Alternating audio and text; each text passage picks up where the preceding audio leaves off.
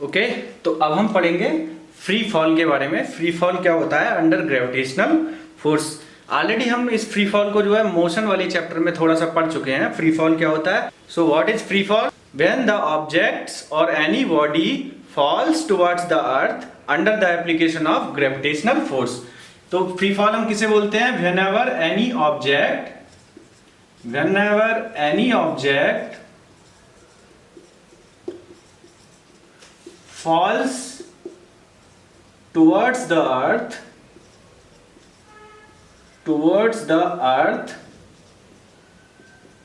under gravitational force,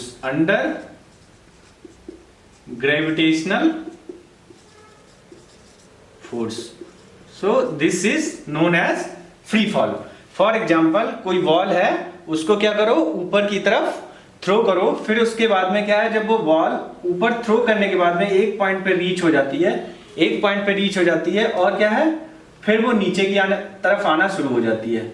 यहां से मान लिया बॉल को थ्रो किया है, या ऐसे भी बोल सकते हैं फर्स्ट फ्लोर से, फ्रॉम द फर्स्ट फ्लोर यहां से जो है कोई बॉल को ड्रॉप कर दो।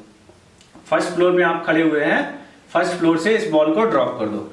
फर्स्ट फ्लोर से जब आप बॉल को ड्रॉप कर रहे हैं तो ये बॉल जो है क्या है, किसकी तरफ? अर्थ की तरफ। ये क्या है? अर्थ सरफेस है। अर्थ की तरफ जो है क्या कर रही है? मूव कर रही है, फॉल करती है under the force of gravitational force. अब ये अर्थ है और ये क्या है? बॉल है। इसका मास मान लिया क्या है? m। And just consider the distance between the centre of the earth. Centre of the अर्थ अगर देखेंगे तो ये कुछ ऐसा होगा, बहुत बड़ा स्फीयर बने, उसका सेंटर यहां कहीं मान लो। तो डिस्टेंस जो है, ये वाली डिस्टेंस जो है वो कितनी है? मान लिया d, स्मॉल d। ओके, ये मान लिया रफली जो है सेंटर ऑफ द अर्थ है। जस्ट रिप्रेजेंटेशन के लिए हम लोग कंसीडर कर लेते हैं। तो क्या है? It is a case of free fall of the ball. ये बॉल का क्या है? फ्री फॉल का केस है। अच्छा, हमें जब भी कोई बॉल जो है फर्स्ट फ्लोर या किसी फ्लोर से ड्रॉप करते हैं तो what happens? The velocity of the ball increases. यहाँ पे वेलोसिटी कितनी है बॉल की? u इज इक्वल टू 0 यहाँ पे, क्योंकि जब हम ड्रॉप करेंगे बॉल को तो वहां पे क्या होगी? बॉल की वेलोसिटी 0 होगी। उसके बाद वेलोसिटी जो है बढ़ना शुरू हो जाएगी। मान लिया यहाँ पे वेलोसिटी कितनी होगी? 5 मीटर पर सेकंड हो गई। फिर वेलोसिटी जो होगी 10 मीटर पर सेकंड हो गई। फिर वेलोसिटी 15 मीटर पर सेकंड हो गई। इस तरह से velocity increases as the ball comes down. Velocity of the ball increases as the ball comes down. Means the change in velocity is changing. Change in velocity हो रहा है with respect to time, velocity is changing। तो change in velocity है with respect to time, तो इसका मतलब क्या हुआ? there is some acceleration। rate of change of velocity को ही क्या बोलते हैं? acceleration। so there is some acceleration।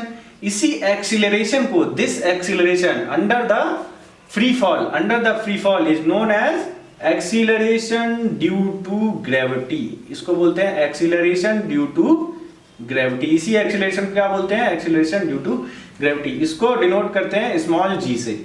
इसको डिनोट किससे करते हैं? स्मॉल g से। ओके, तो ये मालूम पड़ गया। अंडर फ्री फॉल जो है एक्सीलरेशन कितना होता है? अंडर फ्री फॉल जो होता है एक्सीलरेशन स्मॉल g होता है। तो ठीक है, इस पे एक्सीलरेशन, कितने एक्सीलरेशन से ये बॉल नीचे आएगी? स्मॉल g मीटर पर सेकेंड स्क्वायर। इसका एक्सीलरेशन का भी क्या होता है यूनिट? मीटर पर सेकेंड स्क्वायर, g मीटर पर सेकेंड स्क्वायर। अगर हम सेकेंड लॉ से देखें, from the second law, if we see from the second law of motion, second law of motion जो न्यूटन का हमने पढ़ा था, क्या पढ़ा था?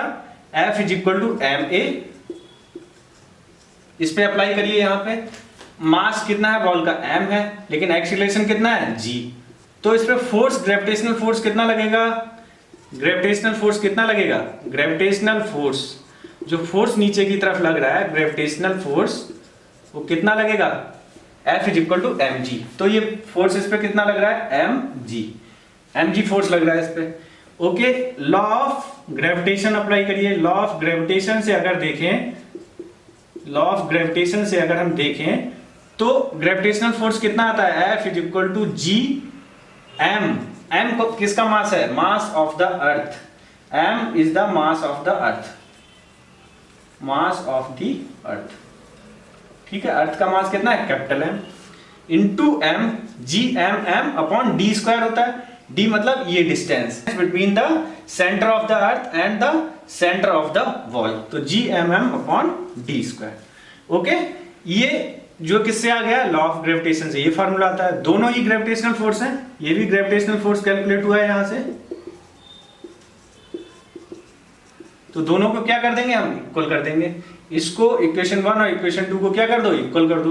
तो इक्वल करेंगे तो क्या हो जाएगा, M G is equal to G M into M upon D square.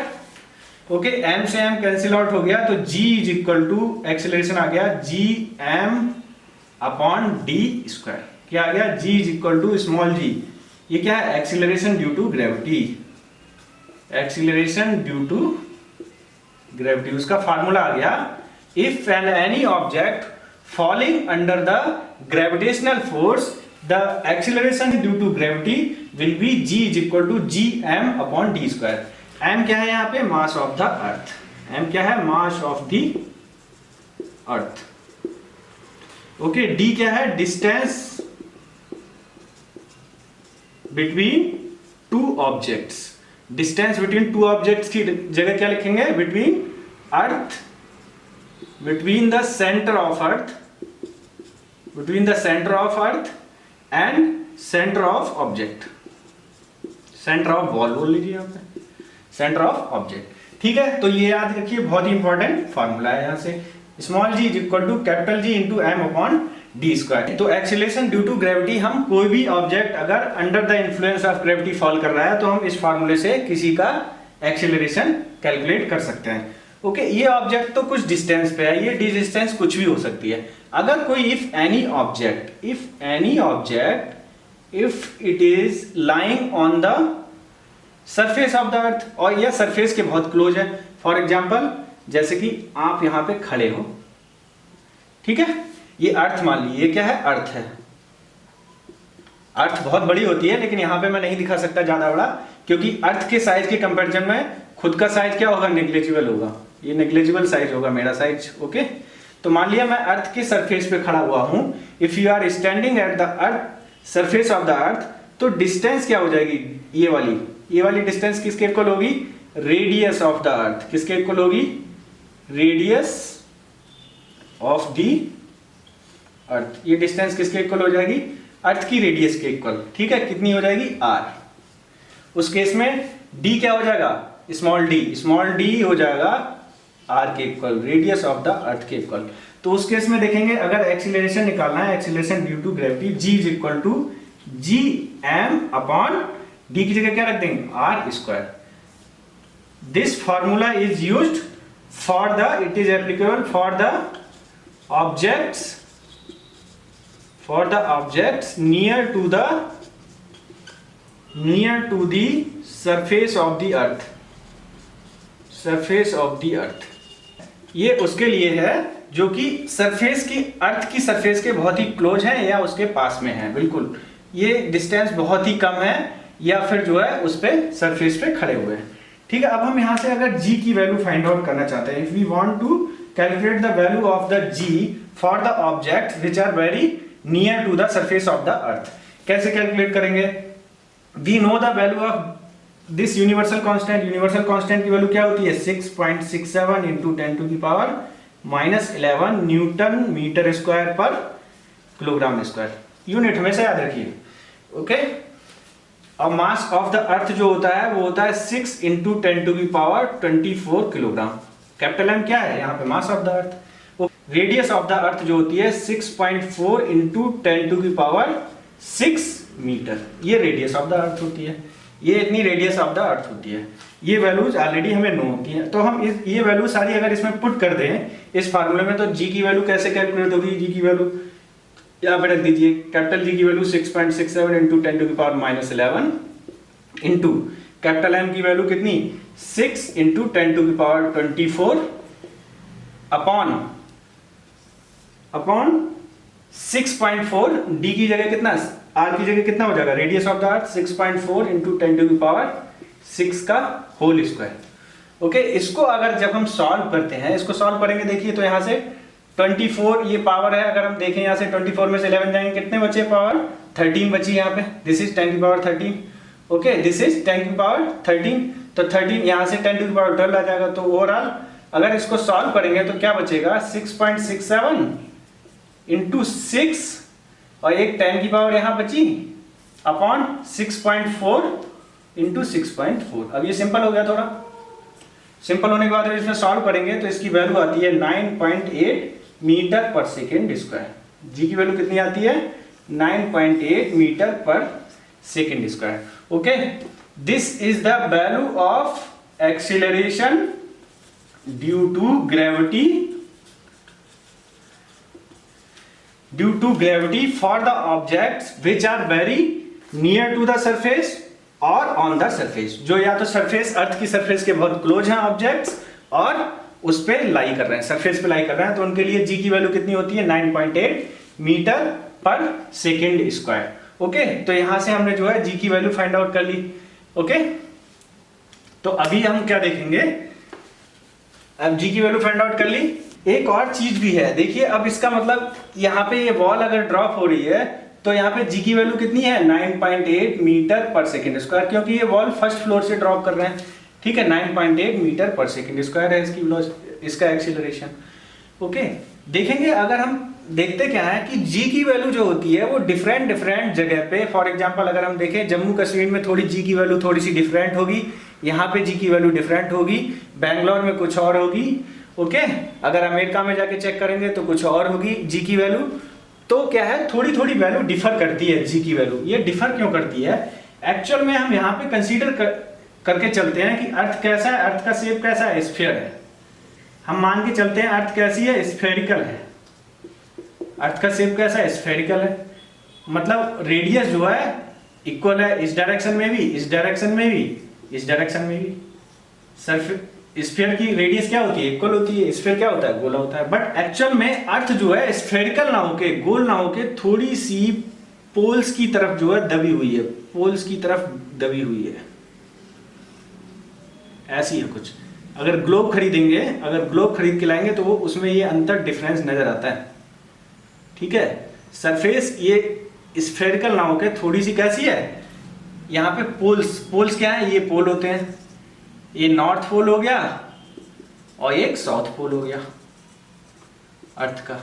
तो ये पोल्स पे थोड़ी सी दबी हुई होती है, मतलब ये वाली जो डिस्टेंस है अगर इसको r1 बोल दो और ये वाली डिस्टेंस जो है इसको r2 बोल दो, तो r1 जो होती है वो r2 से कम होती है। मतलब ये यहाँ पे अगर खड़े होगे तो अर्थ के सेंटर के ज्यादा नजदीक होगे, अगर यहाँ पे खड़े हो तो अर्थ के सेंटर से थोड़ा दूर होगे कंपैरेटिवली। इसका मतलब क्या है, अगर हम सेम फार्मूला अप्लाई करें, कौन सा वाला फार्मूला, ये वाला, gm/r², तो यहां से जब आप नॉर्थ पोल पे खड़े हैं तो r की वैल्यू अगर देखेंगे तो gm/r1², क्या हो जाएगी, gm/r1²। अगर आप इक्वेटर पे खड़े हैं, फॉर एग्जांपल ये इक्वेटर है जो अर्थ के सेंटर से पास होती है बीच से, इसको क्या बोलते हैं, इक्वेटर बोलते हैं।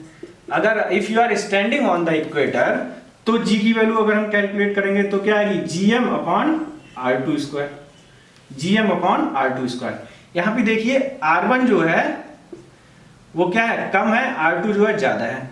अगर r2 की वैल्यू ज्यादा है तो r2² की वैल्यू और ज्यादा होगी, और r2² से जब gm को डिवाइड करेंगे, ज्यादा वाली बड़ी वाली वैल्यू से जब इसको डिवाइड करेंगे, क्योंकि gm यहाँ पे भी सेम है, gm यहाँ पे भी सेम है, तो ज्यादा वाली वैल्यू से अगर इसको डिवाइड करेंगे तो ओवरऑल जो वैल्यू आएगी निकल के वो कम आएगी।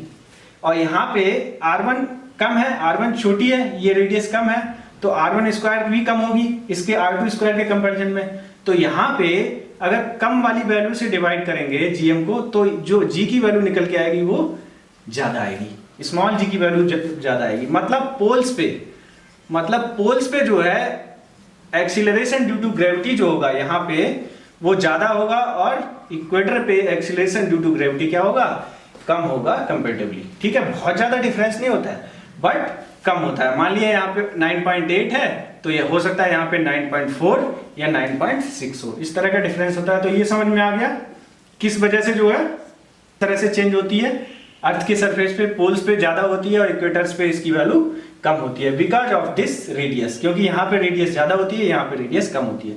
जितना डिस्टेंस पास में होगा उतना ही जो है फोर्स क्या लग रहा होगा, ग्रेविटेशनल फोर्स स्ट्रांग होगा, डिस्टेंस बढ़ोगे तो ग्रेविटेशनल फोर्स कैसा होता जाएगा, डिस्टेंस बढ़ेगी तो ग्रेविटेशनल फोर्स कम हो जाएगा। मतलब एक्सीलरेशन ज़्यादा होगा जब रेडियस कम हो, जब डिस्टेंस कम हो, और जब रेडियस ज़्यादा हो जाएगी या डिस्टेंस ज़्यादा हो जाएगी तो क्या होगा, तो एक्सीलरेशन जो होगा कम हो जाएगा।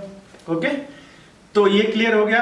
अच्छा देखें हम इक्वेशंस ऑफ मोशन, जो free fall, under free fall हमने जो है इक्वेशंस ऑफ मोशन पढ़ी थी। मोशन वाले चैप्टर में हमने पढ़ा था, इक्वेशंस ऑफ मोशन पढ़ी थी। क्या थी? First equation of b is equal to u plus A T, second equation of motion s is equal to u t plus half A T square, third equation of motion v square is equal to u square plus 2as। ये पढ़ी थी 3 equation of motion.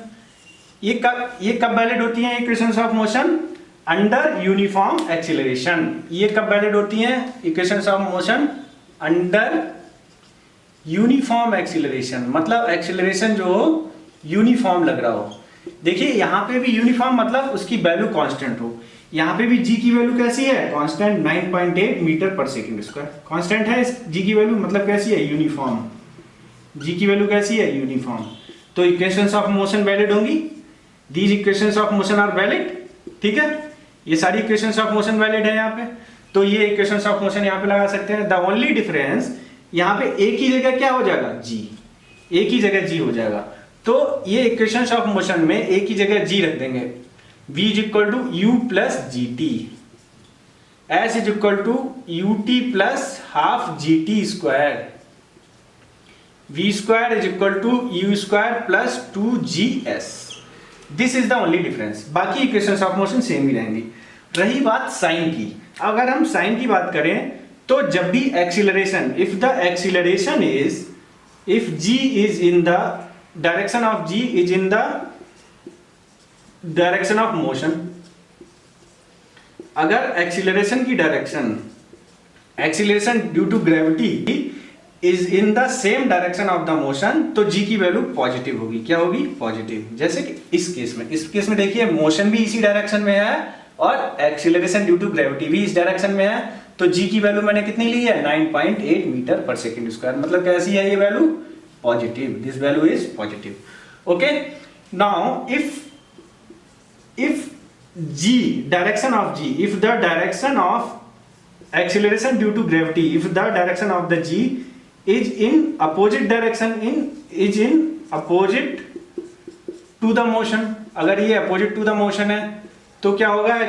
g की value negative होगी। For example, जैसे कि अगर इस ball को नीचे से ऊपर की तरफ फेंकते, नीचे से ऊपर की तरफ, जैसे आप यहाँ पे खड़े हैं और बॉल को जो है ऊपर की तरफ फेंक रहे हैं, तो एक्सीलरेशन ड्यू टू ग्रेविटी किधर लग रहा है? इधर। मोशन आपका किस डायरेक्शन में है? वेलोसिटी किस डायरेक्शन में है? ऊपर की तरफ। वेलोसिटी किधर है? ऊपर की तरफ। मतलब एक्सीलरेशन अपोजिट डायरेक्शन में लग रहा है, means the acceleration is in the opposite direction to the motion. तो यहाँ पे g की वैल्यू कैसी लेंगे? Negative. The value of the g will be negative. बहुत ही इंपॉर्टेंट चीज है, इसको याद रखिएगा। ओके, किस तरह से फ्री फॉल होता है, फ्री फॉल के कंडीशंस में हम किस तरह से इक्वेशंस ऑफ मोशंस अप्लाई करते हैं, स्मॉल g की वैल्यू कैसे कैलकुलेट करते हैं, ये फार्मूला याद रखिएगा। ये वैलिड होता है for the objects near to the surface, or for the objects who are far away from the surface, the objects which are far away from the surface, the value of the g will be calculated by g is equal to gm upon d square.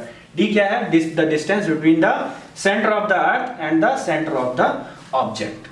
Okay, तो ये यहाँ से clear हो गया। अब हम देखेंगे थोड़े से न्यूमेरिकल देखेंगे। Now we will see the numerical on this formulas. Okay, यहाँ से हम जो है न्यूमेरिकल्स देखने वाले हैं। दो न्यूमेरिकल्स यहाँ से देखेंगे। फर्स्ट न्यूमेरिकल, ये एग्जांपल्स हैं आपके एनसीईआरटी के। Okay, first numerical is a car falls from the ledge. Ledge मतलब किसी किनारे की, चट्टान के किनारे से जो है नीचे गिरना। Falls from a ledge and drops to the ground in 0.5 second. 0.5 second में ग्राउंड पे आके गिरती है। ओके, एंड तो हमें बताना क्या है? What we have to tell what is the its speed on striking the ground. Ground पे जब स्ट्राइक करती है, फॉर एग्जांपल ये कोई चट्टान थी, ये कोई चट्टान टाइप की है, कोई किनारा है, ये यहाँ पे जो है आपकी कोई कार है, ठीक है, यहाँ से नीचे गिरती है, यहाँ से नीचे गिरती है। ओके, तो कितनी देर में आ जाती है ये नीचे? यहाँ से यहाँ तक t is equal to 0.5 second. कितनी देर में? 0.5 सेकेंड में ये नीचे आ जाती है। तो we have to tell what is its speed on striking the ground. जब ये ग्राउंड पे गिरेगी, यहाँ पे आके जब गिरती है, तो इसकी स्पीड क्या होगी। So what will be the speed, क्या स्पीड होगी, हम कैसे कैलकुलेट करेंगे। इनिशियल वेलोसिटी सबसे पहले देखेंगे, what will be the initial velocity of the car. जब वो यहां से गिरने वाली थी तो यहाँ पे कितनी होगी वेलोसिटी, 0 मीटर पर सेकेंड। कितनी होगी, 0 से ही स्टार्ट करेगी ना, फ्री फॉल हो रहा है, 0 मीटर पर second. Time is given, time is कितना है, 0.5 सेकेंड में रीच कर जाएगी ये ग्राउंड को, 0.5 सेकेंड। ओके, फ्री फॉल है, it's a case of free fall. तो फ्री फॉल के केस में क्या लगता है, acceleration due to gravity, acceleration due to gravity, acceleration due to gravity कितना होगा, यहाँ पे एक्सीलरेशन मान लिए 10 मीटर पर सेकेंड स्क्वायर, जी की वैल्यू मान लीजिए 10, 9.8 ना मान के जी की वैल्यू 10 कंसीडर कीजिए, तो G is equal to 10 metre पर सेकेंड स्क्वायर। ओके, तो अब देखिए यहाँ पे ये क्या है, यूनिफॉर्म एक्सीलरेशन का केस है, it is a case of uniform acceleration. तो in case of uniform acceleration we apply the equations of motion. Equations of motion में कौन सी इक्वेशन ऑफ मोशन लगाएंगे हम, हमें v की वैल्यू कैलकुलेट करनी है, v मतलब जो यहाँ पे वेलोसिटी होगी, final velocity we have to calculate. तो फाइनल वेलोसिटी कैलकुलेट करने के लिए अगर फर्स्ट इक्वेशन ऑफ मोशन लगा दीजिए, u हमें मालूम है, t मालूम है, एक्सीलरेशन भी मालूम है। एक्सीलरेशन क्या होगा, एक्सीलरेशन की डायरेक्शन कैसी होगी, पॉजिटिव, क्योंकि मोशन भी डाउनवर्ड हो रहा है और एक्सीलरेशन भी डाउनवर्ड लग रहा है। तो g की वैल्यू हम कैसी लेंगे, पॉजिटिव। तो b is equal to u plus a into t. a की जगह g, u की वैल्यू कितनी है, 0, u is 0, a is 10 metre पर second square and time is 0.5, t की जगह 0.5। तो ये 0 हो गया, 10 इंटू 0.5 कितना आ गया, 5 मीटर पर सेकेंड। वेलोसिटी जो है ग्राउंड पे पहुंचने पे, जब ग्राउंड पे वो स्ट्राइक करेगी कार, तो उसकी वेलोसिटी कितनी होगी, 5 मीटर पर सेकेंड। सेकेंड क्वेश्चन बताना है, what is it's average speed during 0.5 second. Average speed कैसे निकालते हैं, 0.5 सेकेंड के दौरान एवरेज स्पीड होती है कैसे, initial velocity, initial velocity plus final velocity upon 2, ठीक है। तो इनिशियल वेलोसिटी यहाँ पे 0 थी, फाइनल वेलोसिटी यहाँ पे 5 मीटर पर सेकेंड हो गई, तो यहां से ये निकाल देंगे, initial velocity 0 plus 5, final velocity 5/2, 5/2 आ गई, 5/2 मींस 2.5 मीटर पर सेकेंड। इसका मतलब एवरेज स्पीड जो आ गई, एवरेज स्पीड, इसको एवरेज स्पीड बोलेंगे, कितनी है, 2.5 मीटर पर सेकेंड। ये हो गया। थर्ड में, how high is the ledge from the ground. How high मतलब कितनी ऊंचाई पे वो चट्टान का किनारा था जहां से ये गिरी थी। मान लिया वो क्या है, एस है, कितना है, एस है, ठीक है। वो कितनी ऊंचाई पे है, एस ऊंचाई पे, क्योंकि ये कार गिरने में जितनी डिस्टेंस ट्रेवल करती है, मतलब जितनी डिस्टेंस फ्रॉम यहां से और यहां तक ग्राउंड तक चलने में जितनी डिस्टेंस ट्रेवल करती है, वही क्या होगी, डिस्टेंस ट्रेवल्ड, वही इस लेज की हाइट होगी, वही इस लेज की हाइट होगी। तो डिस्टेंस ट्रेवल्ड हम किससे निकालते हैं, s is equal to half, s is equal to u t plus half a t square. U की वैल्यू कितनी है, 0, इनिशियल वेलोसिटी 0 है, तो टाइम भी यहाँ पे 0.5 लिख दीजिए, प्लस हाफ एक्सीलरेशन कितना है, 10, टी स्क्वायर मतलब 0.5 का स्क्वायर। ओके, तो ये तो 0 हो गई ये वाली टर्म, दिस इज 0।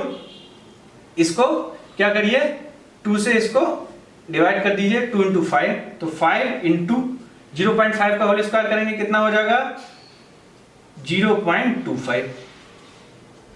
ओके, तो 5 इंटू 2.5 इंटू 0.25, इसको मल्टीप्लाई करेंगे, कितना आ जाएगा, 1.25 मीटर। इसका मतलब जो distance travelled by the car from the ledge to the ground, from the ledge to the ground, यहां से यहां तक, from the ledge to the ground is 1.25 metre. इसका मतलब height of the ledge is 1.25 metre. यही क्या है, height of the ledge है, height of the ledge is 1.25 metre. तो ये question, now this question is clear, we'll go to the next question. An object is thrown vertically upwards and rises to a height of 10 metre.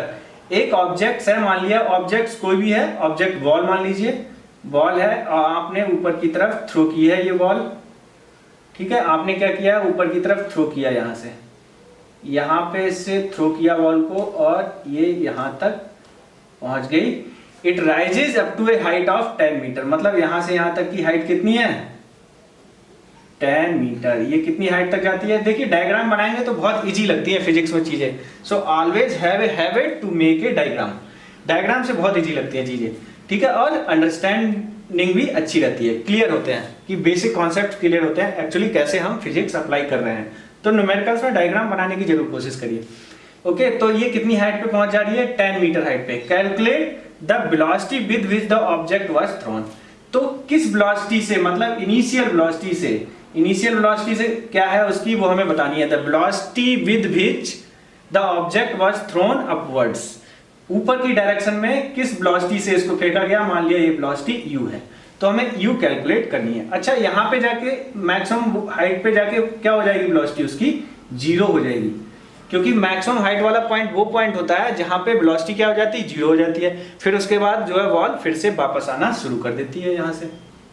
Now we have to calculate the initial velocity of the object. देखिए हमें मालूम क्या है, height मालूम है। Height मतलब क्या है, distance travelled by the ball.